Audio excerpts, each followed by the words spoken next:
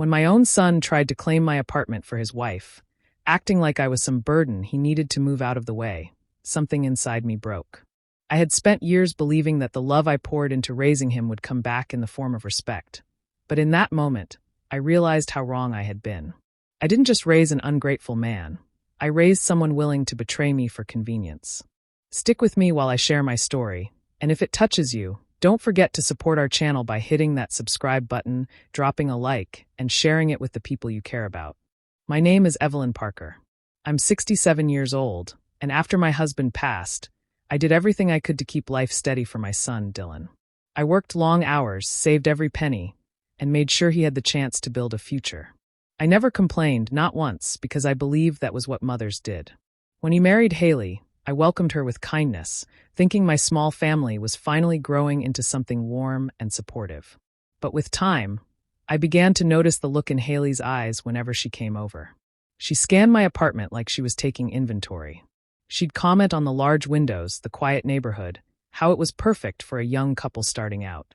I tried to shrug it off, convincing myself she was simply making conversation. I had no idea she meant every word in a far more literal way. The truth came out one evening when Dylan invited me over for dinner. He seemed nervous, but I told myself he was probably tired from work. Instead, he looked at me with a strangely rehearsed expression and said they wanted to renovate my apartment. They thought it was best if I moved to an assisted living place for a while so they could make changes. He said it like it was already decided, like I should be grateful they had thought this through. I stared at him, wondering if this was some kind of joke. But Haley's smile made it clear she wasn't joking at all. She looked pleased, like someone who had finally gotten what she wanted. Dylan talked to me as if I was incapable, as if my life and my home were things he could rearrange whenever it suited him. He said the new place would be better for me, and that I needed more care. It hurt more than anything I'd faced since losing my husband. That night, I sat alone in my apartment, realizing the child I raised with love now saw me as an obstacle. It was a heavy feeling, one that settled deep in my chest. I kept thinking about all the sacrifices I had made, how I had worked myself to exhaustion to make sure he had everything he needed. Yet here he was, ready to push me aside the moment my home became convenient for him and his wife. In that quiet moment, I understood something painful but important. Love means nothing to people who believe they're entitled to your life. And the son I once knew was long gone. After my husband died, life became heavier, but I carried it because I had no choice. Dylan was still young, and I didn't want him to feel the weight of losing his father the way I did. I picked up extra shifts at the diner during the day and worked evenings at a small office doing basic paperwork. I came home tired, but seeing Dylan safe and moving forward made every long night worth it. I wanted him to grow up with a chance at a better life, even if it meant I had to stretch myself thin. When he finished high school, college wasn't something we could easily afford, but I refused to let money stand in his way. I applied for every scholarship, took on more hours, and slowly pulled together enough to cover what the financial aid didn't. I remember going without new clothes, fixing my old shoes with glue, and eating simple meals just to make sure he could focus on his classes. I believed that if I gave him opportunities, he would one day understand the sacrifices behind them. When he got accepted into the program he wanted, I felt proud. It made every exhausted day feel worth it. A few years later, when he needed a car to get to his internship, I helped him buy his first used car. It wasn't fancy, but it was dependable. I handed him the keys with a smile, thinking he'd look back one day and appreciate how hard I worked to support him. For a while, he did seem grateful. He'd call me after classes, tell me about his day, ask if I'd eaten. He'd help me around the apartment when he visited. It felt like we had built a strong bond, one made from years of love and sacrifice. I thought that bond would carry us through anything. But things began to change when he met Haley. She came from a family that had more money than they knew what to do with. They weren't cruel, but they had a certain way of looking at people who had less. Everything was about status, presentation, and control. When Dylan started dating her, I noticed a shift in him. He became more concerned about appearances, more focused on what he called practical decisions. It wasn't sudden, but it was steady, like a slow drift away from the values he had grown up with. When they got married, the distance grew. Haley had strong opinions about how life should be lived, and Dylan followed them without question. He talked less about understanding and more about efficiency. He started measuring things, money, time, effort, as if life was a business transaction. The caring boy I raised slowly turned into someone calculating, someone who looked at situations not with heart but with advantage. I tried to ignore it at first. I told myself it was normal for people to change as they built new lives. But deep down, I felt a quiet ache. I wondered if all the years I spent working myself to exhaustion were fading from his memory. I wondered if the warmth I poured into him had somehow been replaced by the cold logic he admired in Haley's world. I didn't want to believe it, but with every passing month, it became harder to deny. The son I raised with love and sacrifice was slipping away, and I didn't know how to reach him anymore. The first sign that something was off came during one of Haley's early visits to my apartment. It was a simple afternoon. I had made coffee, set out some cookies, and tried my best to make her feel welcome. I wanted her to see that my home was warm, even if it wasn't fancy like the houses she grew up in. She walked around politely at first, looking at the framed photos, the shelves, the small plants near the window. I thought she was just getting familiar with the place. Then she stopped in the living room, looked around slowly, and said almost too casually, "This space would make a perfect home office." She didn't say it like a compliment about my apartment. She said it like she was already imagining it as hers. I tried to laugh it off because I didn't know how else to react. I made a light joke about how I barely understood half the technology people used for office work nowadays. She smiled, but not in a friendly way. It was more like she was amused by something I didn't understand. Something in her tone made my stomach twist. It felt like she was hinting at something bigger, but I told myself not to jump to conclusions. I brushed my hands on my apron and forced a smile, trying to keep the afternoon pleasant. I didn't want to start anything, especially not with my son's new wife. I had always imagined a gentle relationship with whoever Dylan married, someone who would treat me with the same kindness I offered. Later that evening, after they left, the small comment kept replaying in my mind. I wasn't someone who looked for trouble, and I never tried to read too deeply into people's words. But that moment stayed with me longer than it should have. It felt too direct, too personal, like she had already placed herself inside my home. A few days later, I mentioned it to Dylan in the softest way possible. I simply told him that the comment made me a little uncomfortable, that maybe I misunderstood, but it felt strange. He didn't take a moment to think about it. He just laughed lightly and told me I was overthinking things. He said Haley was just making conversation, and that I shouldn't worry. He added that I sometimes read too much into things, which made me feel foolish for even bringing it up. So I let it go, or at least I tried to. I pushed down that uneasy feeling because I didn't want to be the kind of mother who caused tension in her son's marriage. I told myself the problem was me, that I was being too sensitive. But looking back now, that small comment was the first crack in the wall. It was the moment when I should have trusted my instincts instead of doubting them. Even though the room felt calm and the conversation polite, something underneath it felt wrong. And that feeling was the beginning of everything that came after. The evening Dylan invited me to dinner felt ordinary at first. He chose a small restaurant we used to visit when he was younger, which made me believe he simply wanted to spend some time together. I was happy about it. I even dressed up a little, hoping we could reconnect the way we used to. But the moment I sat down, I sensed a heaviness in his eyes that I couldn't place. He didn't ask how I'd been or how my day went.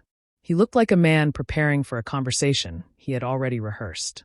When the food arrived, he cleared his throat and said he and Haley had been thinking about making some improvements to my apartment.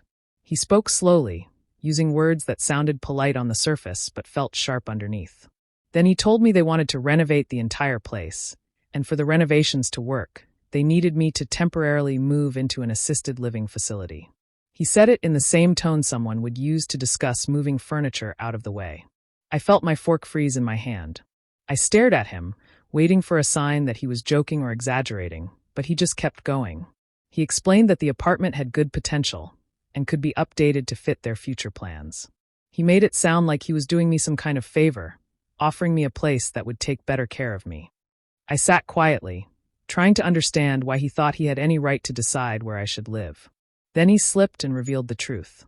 They had already talked to a real estate agent, not to sell the apartment, but to get estimates on upgrades and future value. He said they were trying to handle things early to avoid problems later. The way he spoke, it was as if the apartment already belonged to them.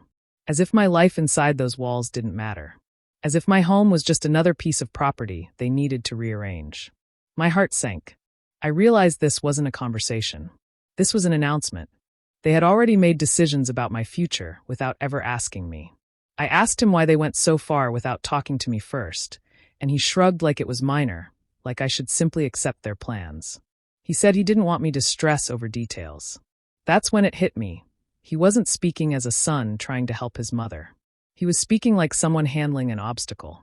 I tried to keep my voice steady as I asked if he truly believed I needed to move out. He didn't hesitate. He said it was for the best. He talked about safety, convenience, and efficiency, but every word sounded hollow. I wasn't hearing concern.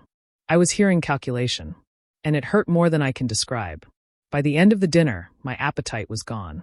I felt small, like everything I had worked for and lived through was being pushed aside for someone else's comfort. Walking out of that restaurant, I realized that my own son had stopped seeing me as a mother and started seeing me as a problem he needed to solve. I didn't know it then, but that night was the moment everything began to unravel. Walking back into my apartment after that dinner felt like stepping into someone else's home. Everything looked the same. The chair by the window, the framed photos, the soft lamp in the corner. But nothing felt the same anymore. I kept hearing Dylan's voice in my head, talking about renovations and assisted living like I wasn't sitting right in front of him. It was as if he had already pushed me out in his mind, as if I had become nothing more than a space he needed to clear. I stood in the middle of my living room and suddenly felt something inside me crack. This home was where I had lived with my husband, where Dylan had taken his first steps, where I had poured years of love and effort into keeping our lives together. Hearing my own son speak about it like it was a project waiting for him to take over made my chest tighten. It felt like he was erasing me while I was still alive. What hurt the most wasn't the idea of losing the apartment. It was seeing the look in his eyes when he spoke. There was a kind of hunger there, a cold focus, like he had already decided what he wanted and didn't care how it made me feel. I had always believed Dylan was different, that he had a kinder heart than the people Haley grew up around. Her family cared about money, status, and control, and I thought Dylan didn't fit into that world. But sitting across from him, I realized I had fooled myself. I remembered the way Haley smiled when she talked about future plans, how confident she seemed that everything was going to fall into place. At the time, I thought her confidence came from excitement. Now I understood it came from certainty that Dylan would support whatever she wanted, even if it meant pushing his own mother aside. I went to my bedroom and sat on the edge of the bed, trying to breathe through the weight in my chest. I had spent years believing I knew my son, believing he would always value the things I taught him. Kindness, patience, gratitude. But listening to him that night made me see a side of him I didn't want to admit existed. It wasn't just Haley's influence. Something inside him had changed, and I had been too hopeful, or maybe too afraid, to acknowledge it. Tears finally came, slow and heavy. I pressed my hands to my face, not to hide the crying, but because the pain felt too large to hold. It's one thing to face hardship from strangers. It's different when it comes from the person you brought into the world. The betrayal digs in deeper, and no matter how strong you try to be, it reaches the places that have always been soft. That night, I cried until my eyes felt raw. I cried for the son I thought I knew, for the years I spent working myself tired, and for the blind trust one placed in him. I realized I had been holding on to an old version of Dylan, one that no longer existed. And accepting that truth was one of the hardest moments of my life. After the tears dried that night, I sat at my kitchen table and stared at the documents I kept in a small drawer, the ones I rarely thought about but always kept safe. My husband and I had organized everything years before he passed, wanting to make things easier for me when the time came. He had insisted the apartment be placed fully in my name. I remembered him saying, "This will always be your home, Evelyn. No one can take it from you." At the time, I didn't think much of it. Now those words felt heavier, almost protective. I opened the folder and read through the papers slowly. The apartment belonged to me alone, with complete control over what happened to it. I could sell it, keep it, or give it to anyone I trusted. No one, not even Dylan, had any automatic claim to it. For the first time since that painful dinner, I felt a small bit of relief. My son might have acted like the apartment was already his, but legally, he had nothing. It was the one thing my husband had made sure of, and I silently thanked him for it. Then I reached the second set of papers, my will. I had created it years ago, back when Dylan was still grateful, still kind, still someone I felt proud of. I had chosen to leave everything to him. The apartment, my savings, the small life insurance payout, even small sentimental items. I remember thinking that was the natural thing to do. He was my only child, and I wanted him to feel supported long after I was gone. But reading that document now felt different. A knot formed in my stomach as I thought about the way he looked at my apartment, how he talked about moving me out like I was already gone. I wondered if giving him everything would only feed the careless and greedy side that had grown inside him. It wasn't about punishment. It was about fairness, to myself, and to the memory of the life I worked so hard to build. I thought about the young man he used to be, the one who helped me carry groceries, who hugged me without hesitation, who cared about people more than money. I kept searching for a trace of that boy, but all I could see was the man who had sat across from me 2 nights earlier. Someone who saw my home and my life as something he could claim whenever it suited him. The more I thought about it, the more I realized how dangerous it was to pretend nothing had changed. If he already believed the apartment belonged to him while I was alive, what would he become when he knew he would inherit everything one day? Would he grow even colder? Would he push harder? Would he feel entitled to control more of my life? I closed the folder and held it against my chest. It felt like I was clutching years of my own trust that had slowly been chipped away. I didn't know exactly what I would do yet, but one thing became clear. Leaving everything to Dylan no longer felt right. It felt like rewarding behavior that hurt me deeply. And I wasn't sure I could hand over my life's work to someone who saw me as an inconvenience instead of a mother. A few days later, Dylan and Haley showed up at my apartment without warning. I opened the door and immediately noticed the rolled-up papers in Dylan's hand and the confident look on Haley's face. They walked in like they owned the place, barely giving me time to step aside. I watched them spread the papers across my kitchen table, my heart tightening as I realized what they were doing. They had brought renovation plans, actual blueprints printed and marked with colors. There were notes about knocking down a wall, replacing the flooring, repainting every room, and even changing the layout of my bedroom. Along with the plans, Haley pulled out a folder and laid it next to them. Inside was a moving schedule with dates already highlighted.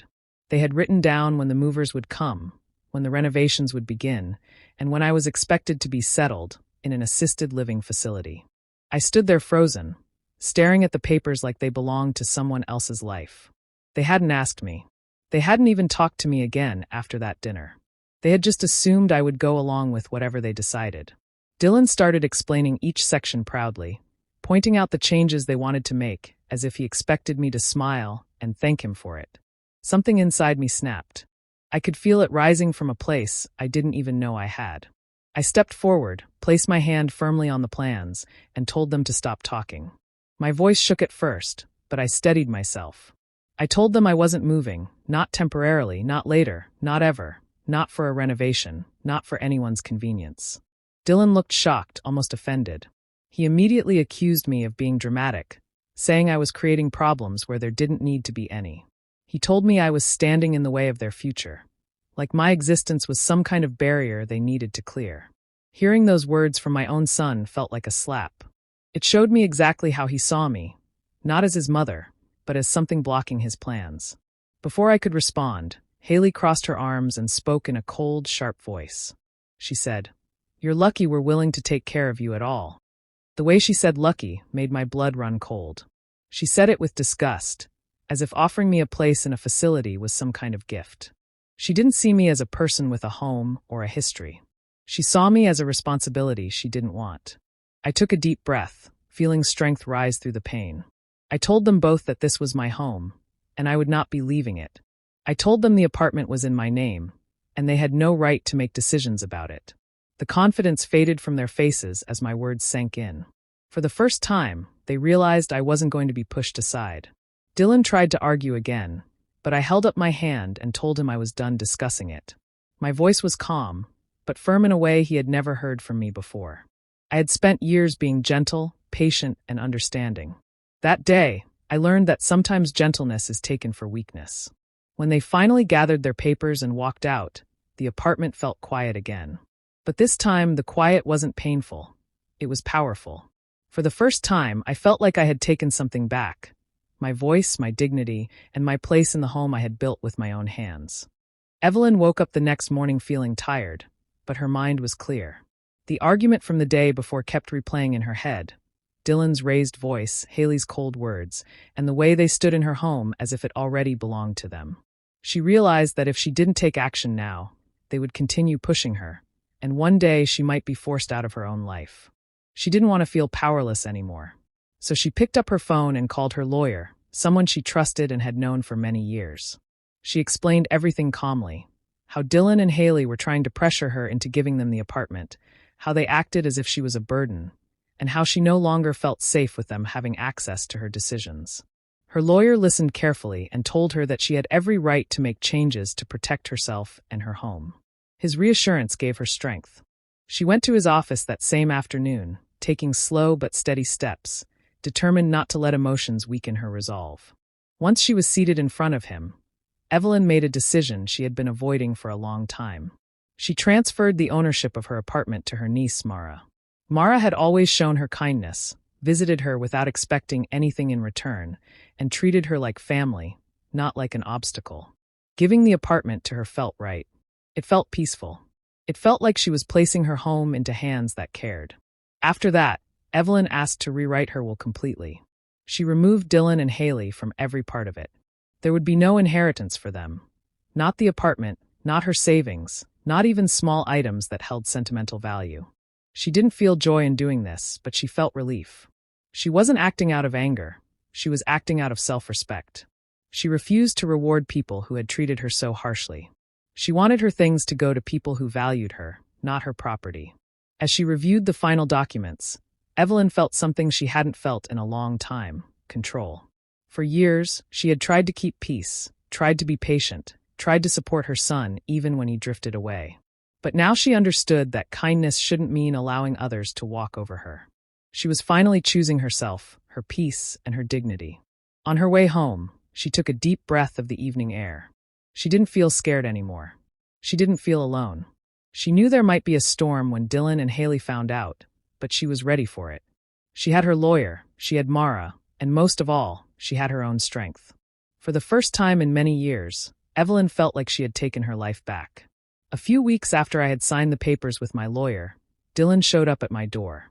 His face was red with anger, and his voice trembled as he demanded to know why the ownership of the apartment had been transferred to Mara.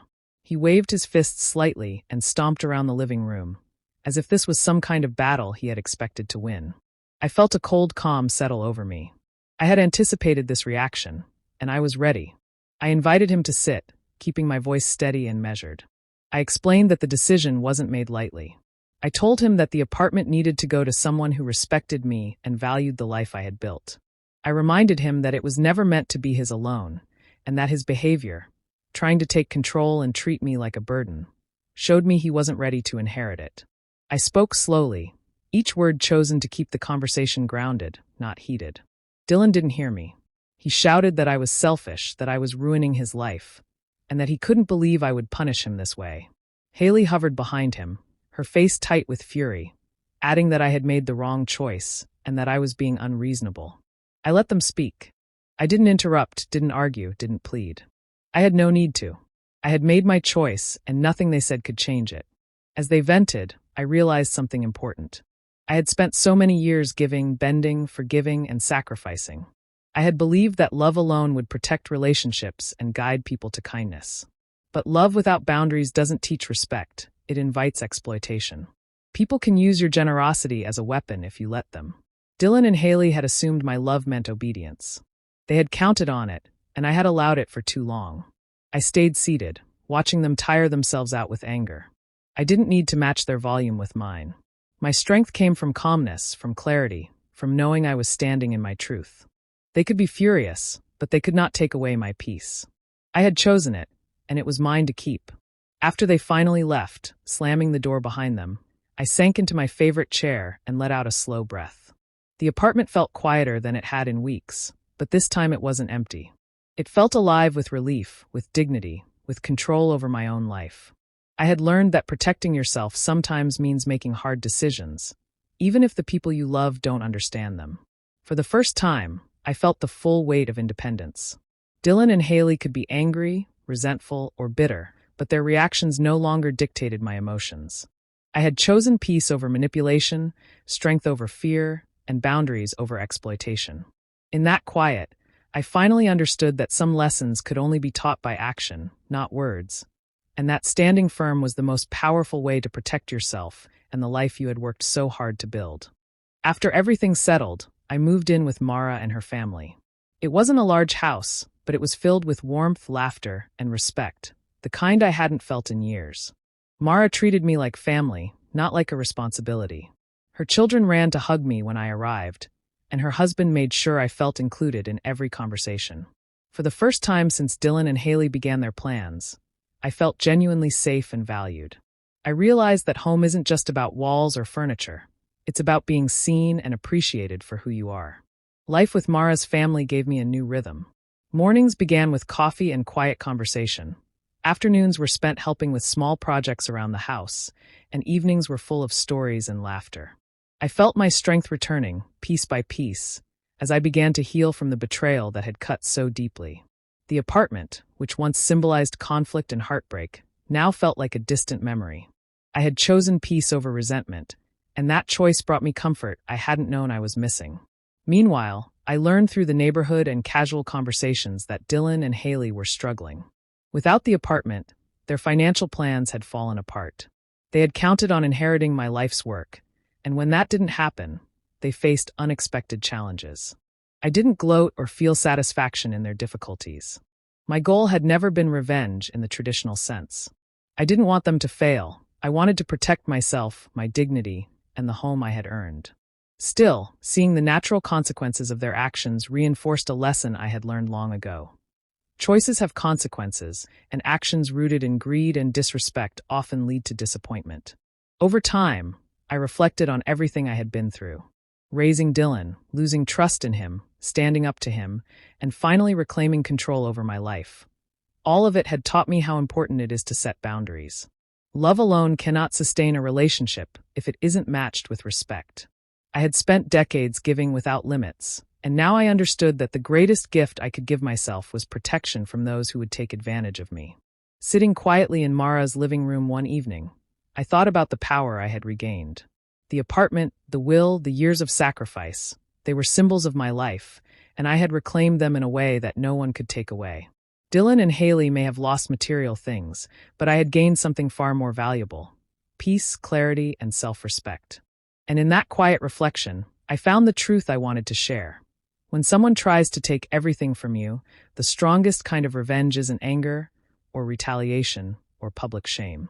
The most powerful revenge is reclaiming the power they assumed they had, standing firm in your dignity, and living a life that proves they no longer control you. That, I realized, was more satisfying than anything money or inheritance could ever offer.